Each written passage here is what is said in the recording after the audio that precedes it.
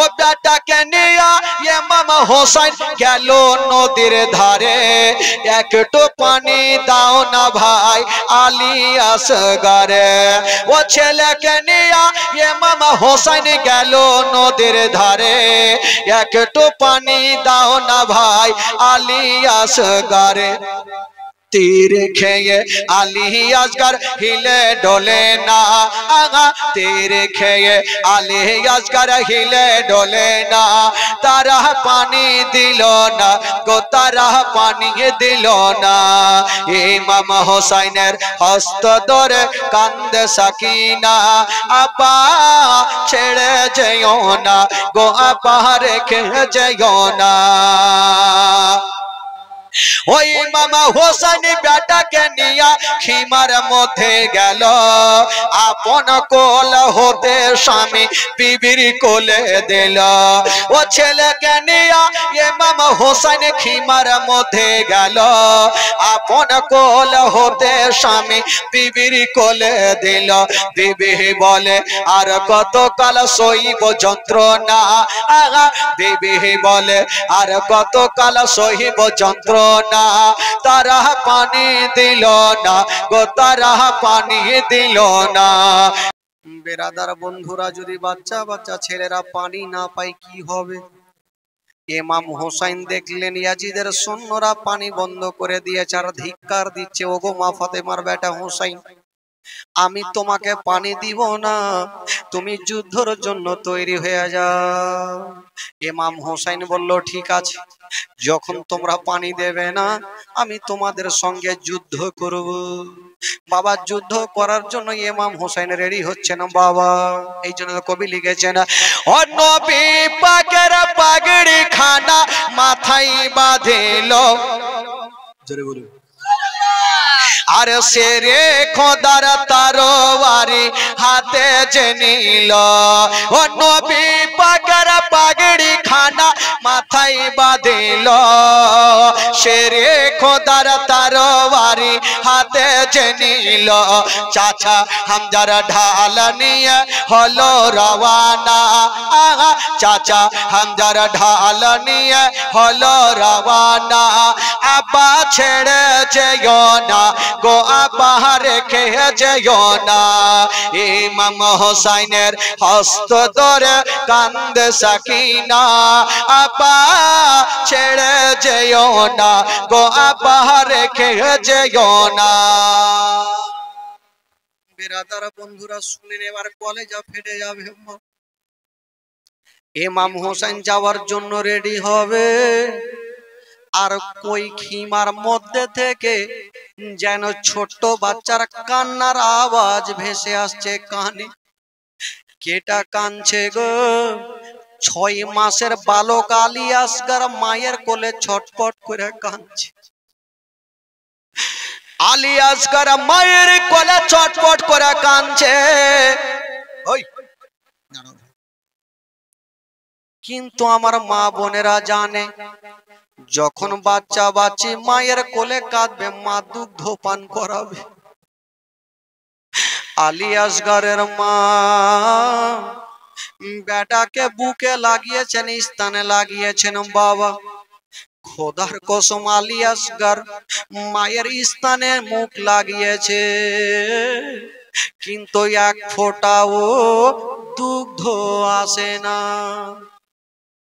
3 दिन থেকে পানি বন্ধ পেটে দানা নাই পানি নাই বাবা গো আলী আসগরের মা বলছে বেটারে দুগ্ধ পান করো ছোট ছেলে 6 মাসের বালক মুখে কথা বলতে পারে না মায়ের কোলে কাঁদছে মার কোলে ছটফট করে করে কাঁদছে মা আবার বেটাকে স্থানে লাগাচ্ছে বেটা স্থানে মুখটা লাগাচ্ছে বাবা কিন্তু মা গো বেটা স্থান থেকে মুখটাকে টেনে নিচ্ছে না মার বুঝতে অসুবিধা হয় না মা বুঝে গেল আমার স্থানে দুগ্ধ নাই বলে বেটা আমার মুখটাকে টেনে নিচ্ছে। আল্লাহ গো আমি কেমন করব, আমার বেটাকে আমি দুগ্ধ পান করাতে পারি না। আল্লাহ গো আমার বেটার জীবনটা বাঁচিয়ে নাও। আলী আসগর আর যেন মুখে কথা বলে না, শুধু ছটফট করে লাফাচ্ছে। মার মনে সন্দেহ হয়ে গেল হয়তো আমার বেটার জীবনটা বাঁচবে না, আমার আলী আসগরের জীবনটা বাঁচবে না।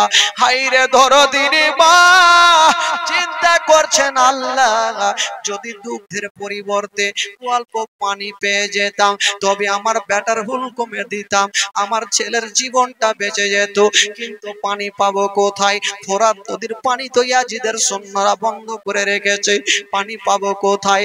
মা ছেলেকে বাঁচার জন্য কত না কত কষ্ট করে, বাবা কত চেষ্টা করে। মা ভাবছে, এই মা ভাবছেন আল্লাহ আমার স্থানে দুগ্ধ নাই, তবে আল্লাহ গো আমার জিহ্বা তো ভিজা, আমার জিহ্বাখানা আমার সন্তানের মুখে দেব, আমার সন্তান যদি আমার জিহ্বাখানাকে চুষে নেয় হয়তো অল্প পানি পাবে। হায়রে মা নিজের জিহ্বাখানা আলী আসগরের মুখে দিয়েছে, বেটারে আমার জিহ্বা চুষে নাও, আমার জিহ্বাখানা চুষে নাও, বেটা অল্প পানি পেয়ে যাবে। আলী আসগর মায়ের জিহ্বাখানা মুখে নিয়েছেন, বাবা চুষে যাচ্ছে কিন্তু খোদার কসম এক ফোঁটাও পানি আসে না, জিহ্বা পর্যন্ত শুকিয়ে গেছে। বাবা গো দেখবেন হাতের তালু বারবার যদি ঘষানো যায় দেখবেন গরম হয়ে যাবে। মায়ের জিহ্বা বারবার ছাড়ছে আর মুখে নিচ্ছেন, বাবা মায়ের জিহ্বাখানা আগুনের মতো গরম হয়ে গেছে, মা সহ্য করতে পারে না। তবুও ভাবছেন আল্লাহ আমার সন্তান আমার কলেজার টুকরা, আমার কলেজার পাড়া কষ্ট করবে আমি সহ্য করব না। ওরে বেটা আলী আসগর রে আমার জিহ্বাখানা চুষে নাও বেটা, খোদার কসম এক ফোঁটাও যখন দুগ্ধ আসে না। আলী আসগর মুখটাকে টেনে নিয়েছেন, বাবা হায়রে দরদিনী মা।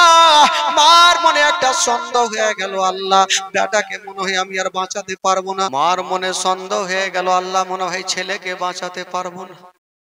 হায়রে দরদিনী মা চিন্তা করছেন আল্লাহ আমার সন্তান যদি আমার কোলে ইন্তিকাল করে যায় তবে আল্লাহ গো আমার স্বামীকে উত্তর কি দেব? বাবা গো আলী আসগরের মা 6 মাসের বালক বেটাকে বুকখানে জড়িয়ে ধরেছে, গালে মুখে চুমা খেতে খেতে পৌঁছে গেল স্বামীর কাছে। ইমাম হোসেনের সামনে গিয়ে দাঁড়িয়ে গেছেন, স্বামী গো আমার মাথার তাজ, আমি বিয়ের পর থেকে নিয়ে আপনার কাছে কোনো জিনিসের কোনো দাবি আমি করি নাই, তবে স্বামী গো আজকে একটা জিনিস চাইবো, আপনি দয়া করে না করবেন না। বিবি কাঁদছেন বলছেন, স্বামী গো আমি টাকা চাইবো না, পয়সা চাইবো না, স্বামী গো এই যে আমার দুধ খাওয়া আলী আসগর 6 মাসের বালক আমার কোলে ছটফট করে কাঁদছে, আমার স্থানে দুগ্ধ নাই, স্বামী গো অল্প পানির ব্যবস্থা করে দিন। ইমাম হোসেন বলছেন, বিবি রে ওরে বিবি রে তুমি কি জানো না তুমি যেইখানে আমি সেইখানে ইয়াজিদের সৈন্যরা পানি বন্ধ করে দিয়েছে, পানি পাবো কোথায় থেকে? বিবি রে পানি পাওয়া যাবে না। বিবি কাঁদছে বলছে, স্বামী গো ও গো আমার মাথার তাজ, আমার বেটার চেহারা দেখলে পাথরের দিল পর্যন্ত গলে যাবে, আমার বেটার চেহারা দেখলে বাঘের দিল পর্যন্ত গলে যাবে। ইমাম হোসেন বলেছিল, বিবি তুমি কি জানো না ওই ইয়াজিদের সৈন্যরা পানি বন্ধ করেছে, পানি দেবে না।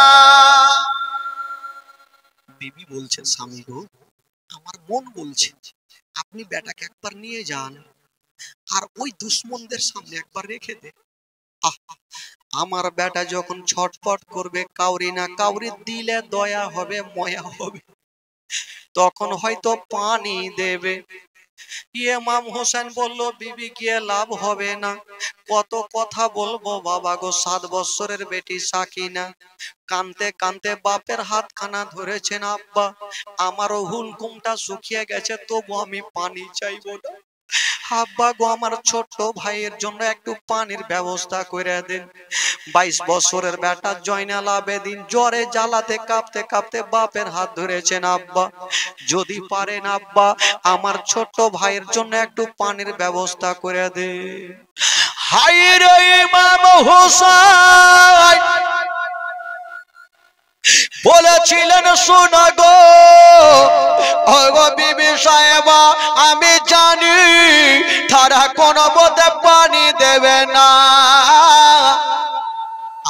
সাকিনা বলছেন 7 বছর, 7 বছর বয়স, একটু হাতখানা জড়িয়ে ধরেছেন আব্বা। আব্বা আব্বা গো আমাকে এত পিপাসিত লেগেছে আব্বা, তবু আমি পানি দেব না আব্বা। কিন্তু আমার আলী আসকার ভাই যখন কান্দে আমার দিলখানা কান্দে। 7 বছরের বেটি কতটা বুদ্ধি জ্ঞান হবে।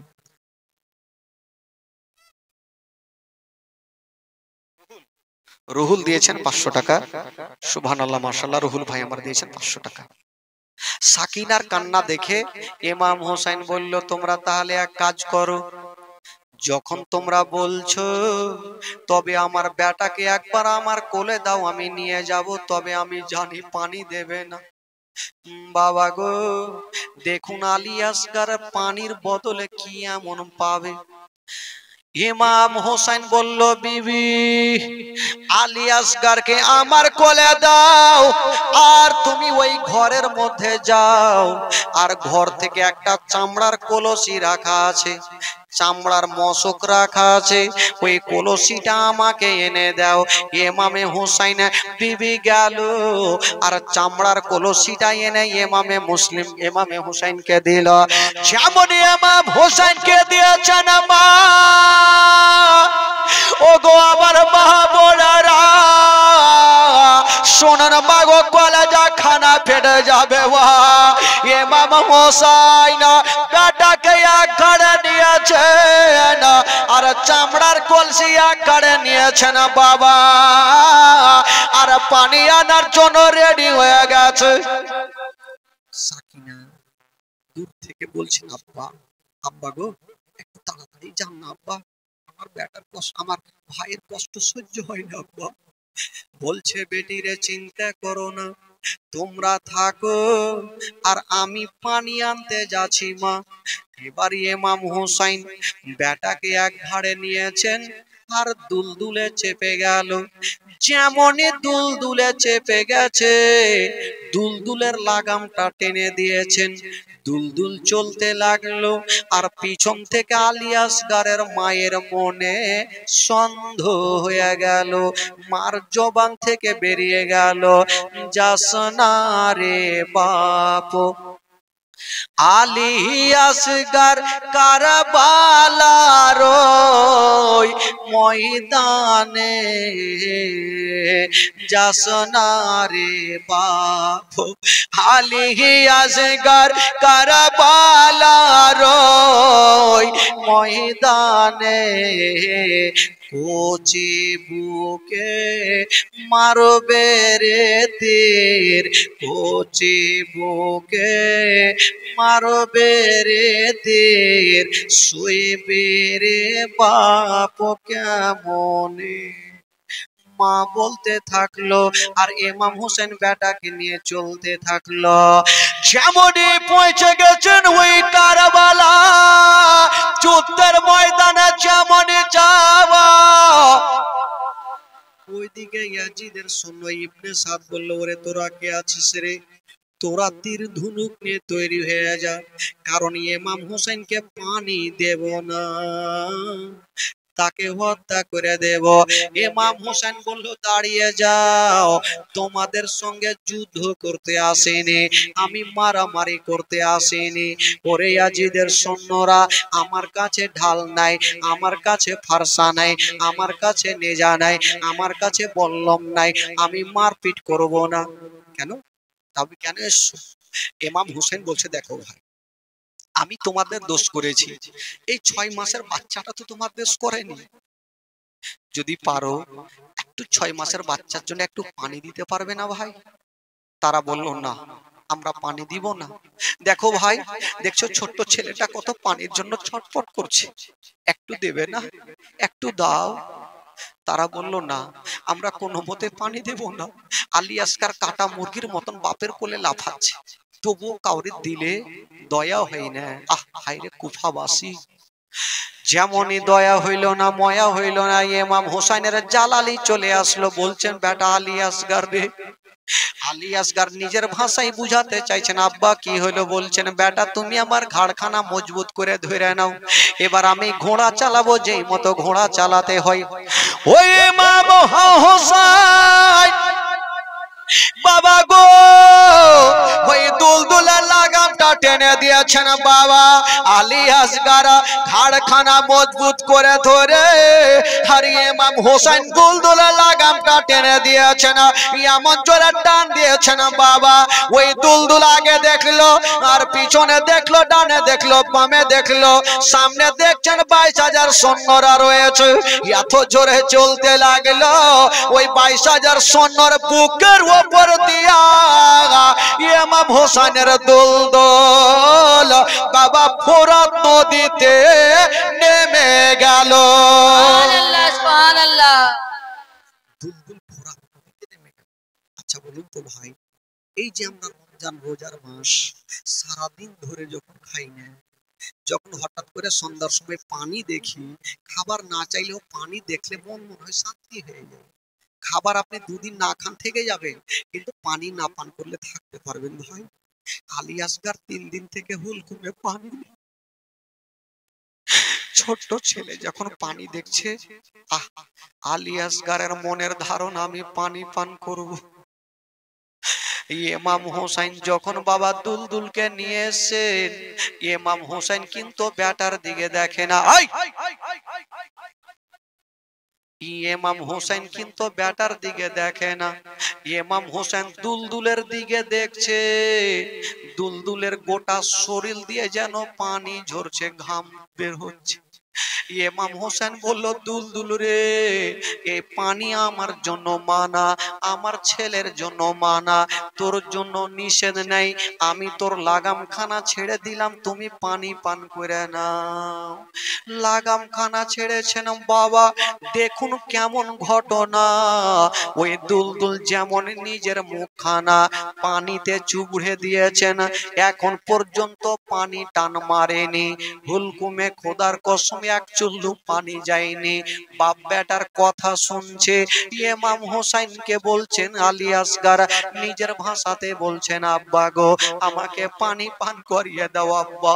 ইমাম হোসেন বলেছিল, বেটা আচ্ছা বলো, সর্বপ্রথম যখন পিপাসিত লেগেছিল বেটা, তুমি কার কাছে পানি চেয়েছিলে? আব্বা আমি মার কাছে চেয়েছিলাম।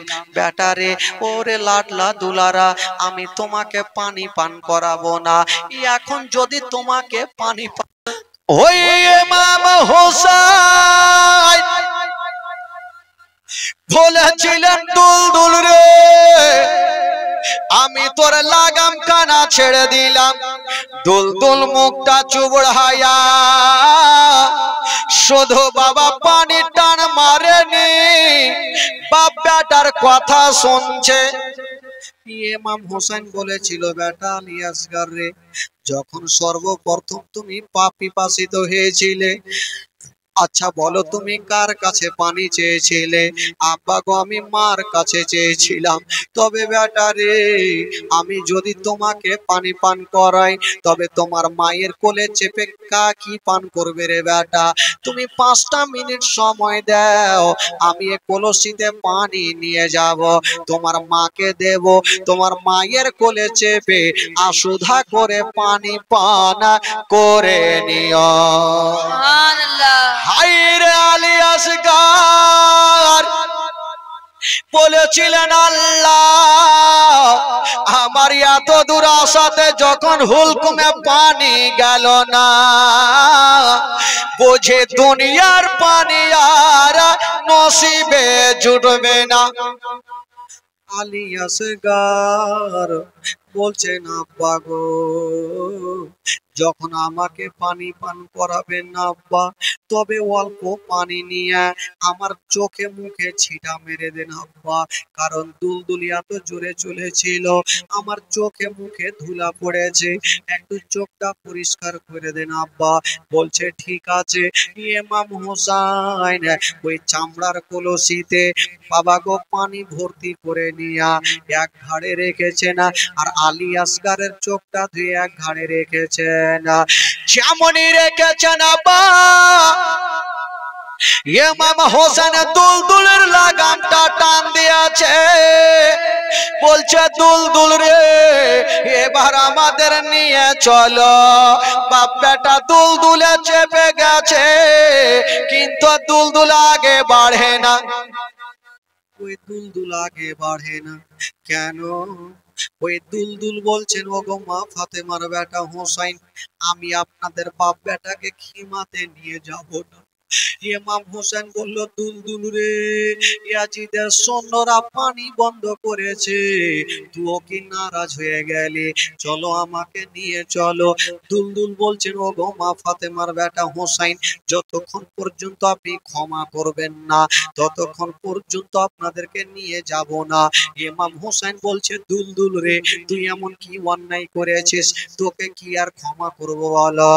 ওই দুলদুল বলছেন ওগো মা ফাতেমার বেটা হোসাইন, আমি একটা বিরাট কি বলে অন্যায় করে ফেলেছি, হুজুর আপনি ক্ষমা করে দেন।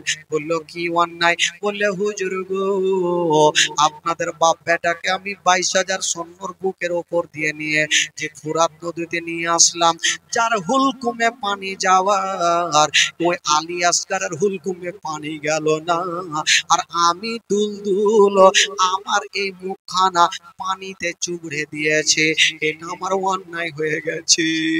দুলদুল বলছেন ওগো মা ফাতেমার বেটা হোসাইন, হুজুর গো আমি যে ঠান্ডা পানিতে মুখটা রেখে দিয়েছি, এটা আমার অন্যায় হয়ে গেছে।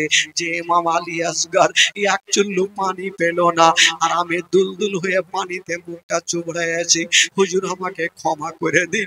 আপনি যতক্ষণ ক্ষমা করবেন না আপনাদের বাপ বেটাকে আমি খিমাতে পৌঁছাবো না। ইমাম হোসেন বলল আল্লাহ, আমার দুলদুলের দিলে এত দয়া, আমার দুলদুল পর্যন্ত বুঝতে পারে, কিন্তু ইয়াজিদের সৈন্যরা বুঝতে পারে না। ইমাম হোসেন বলল দুলদুল রে, আমি তোমাকে ক্ষমা করে দিলাম, এবার আমাদের বাপ বেটাকে তুমি খিমাতে পৌঁছে দাও। বাবা গো, ইমাম হোসেন বেটাকে নিয়া যেমনই দুলদুলে চেপে গেছে বাবা, যেমনই দুলদুলে চেপে গেছে বাবা গো, ইমাম আলী আসগার বলছেন আব্বা গো আমার চোখে মুখে একটু পানি দিয়ে দেন। ইমাম হুসাইন ভাবলো একটু চোখে মুখে পানি খানা দিয়ে দেব, তবে বাবা গো ইমাম হুসাইন বলে বেটারে আর দরকার নাই, চলো তোমার মায়ের কোলে চেপে পানি পান করবে।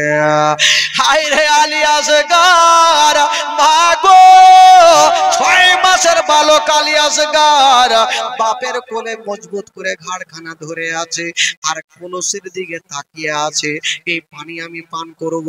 কিন্তু ওই দিকে দুরাচার ইবনে সাদ বাবা গো একটা লোককে ডাকা হয়েছিল, হায়ার করে ডেকেছিল, যারা তীরকে মারতে জানে, ভালোভাবে তীর চালাতে জানে। ইবনে সাদ বলল ওরে তীর আন্দাজ, তুমি একখানা তীর চালাও। বলল কাকে মারবো? বলে এত জোরে তীর চালাও ওই তীরখানা ইমাম হুসাইনকে না লাগে, আলী আসগারকে না লাগে, ঘোড়াকে না লাগে, ওই তীরখানা সোজা গিয়া ওই চামড়ার কলসিতে যেন লেগে যায়। তীর আন্দাজ বলছেন ওগো ইবনে সাদ, ঘোড়া দোষ করেছে, ইমাম হোসাইন দোষ করেছে, কিন্তু আমি চামড়ার কলসি কেন মারবো? সেখানে কেন মারবো? আমাকে মারতে বলে ইমাম হোসাইনকে মারবো, ঘোড়াকে মারবো, চামড়ার কলসিতে কি হবে? ইবনে সাদ বলছেন ওরে ওরে তীরন্দাজ তুমি জানো না আমি ভালো করে জানি, ওই কলসির পানি যদি ইমাম হোসেন খিমাতে নিয়ে যায় তবে আলী আসগার পান করবে, আউনো মোহাম্মদ পান করবে, কি বলে আলী একবার পান করবে, আবুল কাসিম পান করবে, আব্বাস পান করবে, সাকিনা পান করবে। আর তারা যদি পানি পান করে না আমাদের জিন্দা রাখবে না। ওরে তীরন্দাজ রে, তুমি এক কাজ করো, ওই চামড়ার কলসিতে মেরে দাও যেন পানি নিয়ে যেতে না পারে। ওই তীরন্দাজ এত জোরে নিশানা করে বাবা গো তীরখানা চালিয়ে দিল। আর এত জোরে চালিয়ে দিয়েছেন বাবা, ওই তীরখানা গতি বেগে গেল, ইমাম হোসেনকে লাগলো না, আলী আসগারকে লাগলো না, ঘোড়াকে লাগলো না, ওই তীরখানা গিয়া সোজা চামড়ার মোষকে লেগে গেল। যেমনই লেগে গেছে মা, একটা মুখ বাঁধা ছিল আর নিচে আর একটা মুখ চালু হলো, একটা মুখ চালু হয়ে গেল। বাবা নদীর পানি, ফোরাত নদীর পানি টস টস করে পড়ছে। আলী আসগার বাপের কোল থেকে দেখছেন পানি তো পড়ে গেল। আব্বা গো, আমি মায়ের কোলে চেপে এবার কেমন করে পানি পান করব, সমস্ত পানি তো পড়ে গেল। আব্বা আব্বা গো একটু আমাকে এখানে পানি পান করিয়ে দেন আব্বা। ইমাম হোসেন বলছে বেটা চিন্তা করো না, এখনই আমি তোমাকে পানি পান করাবো। ইমাম হোসেন দুলদুল থেকে নেমে গেল আর এক চুল্লু পানি নিয়েছে বেটা আলী আসগারকে দেওয়ার জন্য। ওরে বেটা আলী আসগার রে, তুমি আর চিন্তা করো না, এখনই তোমাকে পানি পান করিয়ে দেব। মা গো শুনেলেন মা ঘটনা কাকে বলে মা? ইমাম হোসেন এক চুল্লু পানি হাতে নিয়েছেন পানি পান করার জন্য। ওইদিকে ইবনে সাদ বলছে তীরন্দাজ রে, এবার তুমি একখানা তীর, তুমি হীরার চূর্ণ জোহর মিশিয়ে দাও, তুমি হীরা লাগিয়ে দাও, ওই তীরখানা এমন জোরে চালিয়ে দাও ওই তীরখানা গিয়া ইমাম হোসেনকে না লাগে, ঘোড়াকে না লাগে, ওই তীরখানা গিয়া ওই 6 মাসের আলী আসগারকে যেন লেগে যায়। বাবা গো, এবার তীরন্দাজ কাঁপতে আরম্ভ করেছে। তীরন্দাজ বলছেন ও গো ইবনে সাদ, ঘোড়া দোষ করেছে, ইমাম হোসেন দোষ করেছে, 6 মাসের বালক তো তোমার দোষ করেনি, ওই বাচ্চাটাকে কেন মারবো? আমি অনেক মার্ডার করেছি, এরকম ছোট বাচ্চাকে মারিনি, আমি মারতে পারবো না। ইবনে সাদ বলল না না, আমি তোমাকে হায়ার করে ডেকেছি, যেটা বলবো তোমাকে সেটা করতে হবে, তুমি বাচ্চাটাকে মারো। হাই রে তীরন্দাজ, বাবা এত নিশানা ছিল, যদি যেই গাছটাকে মারতো সেই গাছটাকে লেগে যায়। বাবা গো, আজকে গাছকে মারার কথা হয়নি, 6 মাসের বালক বাপের কোলে পানির আশাতে আছে বাবা গো, কিন্তু পানি পাবে না। কি হচ্ছে দেখুন বাবা, এবার ওই তীরন্দাজ হীরার চূর্ণ জোহরে বাবা গো তীরখানা লাগিয়ে দিয়েছেন আর ওই নিশানা করে বাবা গো তীরখানা চালিয়ে দিয়েছেন। বাবা এত জোরে চালিয়েছেন মা, ওই তীরখানা গিয়া ইমাম কি বলে হোসেনকে লাগলো না, ঘোড়াকে লাগলো না, ওই তীরখানা গিয়া 6 মাসের বালক আলী আসগারের হুলকুমে ঢুকে গেল। যেমনই হুলকুমে ঢুকে গেছে মা, সামনে দিক থেকে ঢুকে পিছন পর্যন্ত ফুটে গেছে। আলী আসগার বাপের কোলে শুধু একবার ছটফট করেছে আর সারা জীবনের মতো চোখটাকে বন্ধ করে নিল। আলী আসগারের একটা ফোঁটা রক্ত যেন ইমাম হোসেন যে পানিটা উঠিয়েছিল বেটাকে পান করাবো বলে, বাবা গো ওই হাতের মধ্যে রক্ত পড়ে গেল। ইমাম হোসেন পানি খানাকে ফেলে দিয়ে ভাবছেন আল্লাহ, আমার বেটা এতক্ষণ ছটফট করছিল, এখন কেন আমার বেটা ছটফট করে না? আল্লাহ গো, আমার বেটাকে কি এমন হয়ে গেল? ইমাম হোসেন বলছে বেটা রে, আসো আমার কোলের সামনে আসো রে বেটা। ঘাড় থেকে বেটাকে নামিয়েছেন চাঁদের মতো চেহারা। বাবা গো যেমনই নামিয়েছেন বাবা সামনে দেখছেন বেটার হুলকুমে তীরখানা, চোখগুলো এখন পর্যন্ত খুলে আছে। আর হুলকুম দিয়ে গল গল করে যেন রক্ত ঝরতে লাগলো রে বাবা। ইমাম হোসেন তীরখানাকে টান দিয়েছেন বাবা, তীরখানা ঢুকতে সোজা কিন্তু সহজে বেরিয়ে আসে না, তীরের আগালে আঁকুড়া লাগানো থাকে। যেমনই তীরখানা বার করেছে মনে হচ্ছে রক্ত মাংস নিয়ে তীরখানা বেরিয়ে গেল। হালি আসকারের বাবা হুলকুম দিয়ে রক্ত শুরু হয়ে গেল। ইমাম হোসেন বাবা গো বেটাকে দেখে নিয়ে তবু চোখের পানি ফেলছেন না। সবুরের পাহাড় হয়ে আছে, আল্লাহ আমি কাঁদবো না, যদি আমি চোখের পানি ফেলি ইয়াজিদের সৈন্যরা ঠাট্টা করবে। আজকে ইমাম হোসেন কেঁদে গেছে। ইমাম হোসেন দিলটাকে থেমে নিয়ে বাবা গো ঝরঝর করে এই বেটার দিকে দেখছেন, অন্তরখানা কাঁদছে। এবার বেটাকে একটা গামছাতে ঢেকে নিয়েছেন বাবা, আর দুলদুলে চেপে গেল। দুলদুলে যেমনই চেপে গেছেন মা, ওই দুলদুলে লাগামটা টেনে দুলদুল যেন চলে যাচ্ছেন বাবা খিমার দিকে। ওই দিকে সাকিনা দাঁড়িয়ে আছেন, জয়নাল আবেদিন দাঁড়িয়ে আছেন, হাসান বানু দাঁড়িয়ে আছেন, জাইনাব উম্মে কুলসুম দাঁড়িয়ে আছে। একটু কাছাকাছি হচ্ছেন ইমাম হোসেন।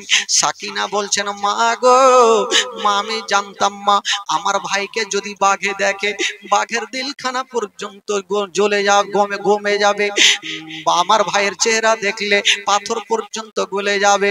বললো কি হয়েছে মা? বলছেন মা গো আমি জানি মা আমার ভাইকে যদি দেখে লাই মা তবে হয়তো তাদের দিলখানা নরম হয়ে যাবে, অল্প পানি দেবে। আমি জানি মা আমার ভাইকে পানি পান করিয়েছে। মা বলছেন বেটি রে তুই এত দূর থেকে কেমন করে বুঝলি রে মা যে পানি দিয়েছে রে মা?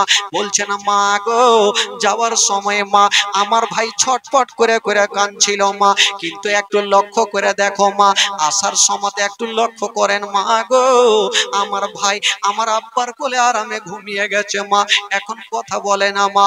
মা গো আমার ভাই হয়তো পানি পান করেছে মা। বলতে লাগলো বেটি রে একটু কাছে আসতে দাও রে মা। যেমনই কাছাকাছি হইলো ইমাম হোসেন দুলদুল থেকে নেমে গেল।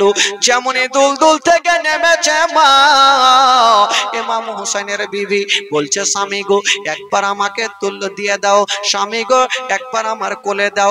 বাবা গো ইমাম হোসেন যেমনই বিবির কোলে দিয়েছেন মা, বিবি সাহেবা বেটার হুলকুম খানাতে নজর পড়ে গেছে। বাবা গো যেমনই নজর পড়তে নাই দেখে কাঁদতে আরম্ভ করলেন। ইমাম হোসেন বেটাকে নিয়েছেন বুকে, বিবি সাহেবা অজ্ঞান হয়ে জমিনে পড়ে গেল।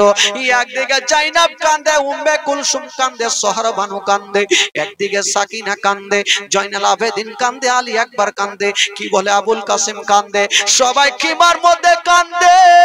কিন্তু বেরাদার ইমাম হোসেন চোখের পানি ফেলেন না। সবাইকে বলছে ওরে তোমরা কান্দিও না, চোখের পানি ফেলিও না।